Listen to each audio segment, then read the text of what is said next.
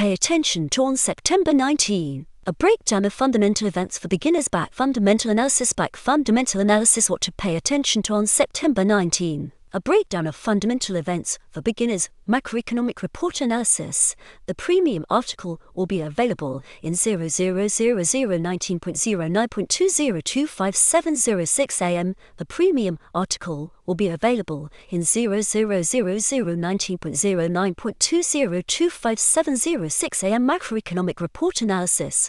Very few macroeconomic reports are scheduled for Friday. The only report worth noting is UK retail sales. This release could trigger minor market reaction, but only if the actual figure deviates significantly from the forecast. Overall, the market may take a breather today after two very active days featuring two central bank meetings and a key inflation report out of the UK. Fundamental events analysis. There is absolutely nothing notable. Fresh articles are available only to premium users. Read analytics in early access.